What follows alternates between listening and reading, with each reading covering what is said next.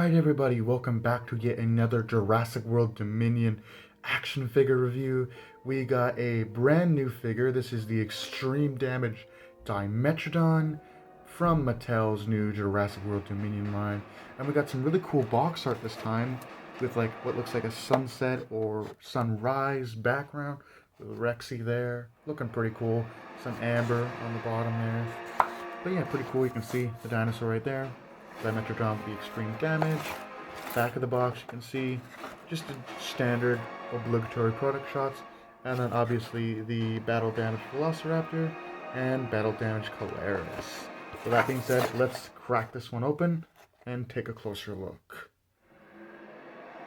Alright, here is the new battle damage, or extreme damage as it's now called, Dimetrodon, which is a new species for Dominion. And I gotta say, as much as I am excited for the Therizinosaurus, I am still quite a bit excited for this species to make its debut in Jurassic World Dominion, even though this is not a dinosaur, but a prehistoric mammalian reptile. Pretty cool nonetheless. You can see it right there in all of its detail. This is obviously a very different Dimetrodon sculpt than what we had with the, I think it was Dino Rivals line.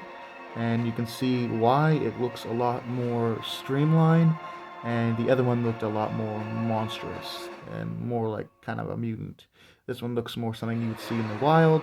I don't know how accurate this color scheme is to what we see in the movie, but from the promotional images that I've seen and the leaks, it looks pretty accurate. The color is not accurate. It's like a grayish brown color with the red sail, but it's still pretty cool. Maybe open its mouth here. Look at that. That's pretty spooky. Right there. I love the paint job, even though it's not accurate. And all the scale detail. We do have some kind of dark spots. Again, we have Mattel here really experimenting with the skin textures.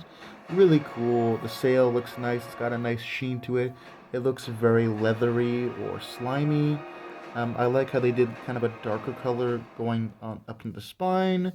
And because this is a figure that's mostly just a kind of grass green, the lack of tail paint actually works in its favor. All the wrinkles, the scales, the scoots on the back, they look great. The eye here looks awesome. Now, from what I can gather, this is going to be a species that exists within the amber mines in the Biosyn facility. So right under the Biosyn facility, they are mining for amber, and I don't know if these guys just exist in the amber mines or they got loose and crawled into the amber mines, but they're pretty cool. And really interesting thing about this species is that they prefer swampy environment, so it would make sense that they would go underground in a cave system where it's nice and cold and maybe there's some condensation in the rocks. It's pretty cool. Now for the gimmick, you're going to want to grab the Dimetrodon right here in the spine, and you're going to push that down. That's a lot of damage! And that's a lot of damage. And you push it back, and he's healed.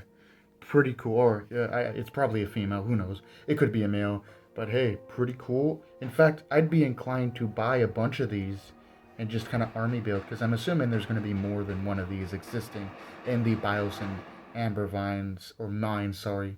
And it's still a really cool figure.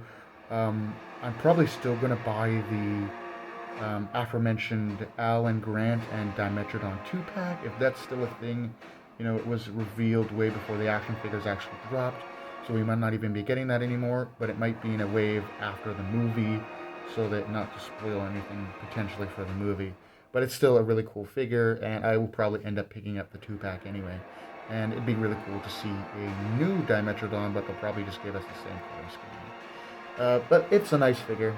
Now for some size comparisons. For a size comparison, here is the Extreme Damage Dimetrodon next to the Ferocious Pack Morris Intrepidus, and you can see how they size up. Next up for size comparison, we also have the new Extreme Damage Dimetrodon next to one of my favorites in the line, the Roar Striker Dominion Prologue Ankylosaurus. And yep, you can see how they size up as well. And finally, for comparison, here is another one of my favorites in the line, Here we have the extreme damage Dimetrodon next to the sound slashing Therizinosaurus. Alright, this is a really awesome species, guys. I'm happy that this actually arrived in my local Walmart and I was able to pick this up because it was one of my most anticipated figures next to the Ankylosaurus, the Therizinosaurus, and my yet to pick up Claire and Dilophosaurus 2-pack.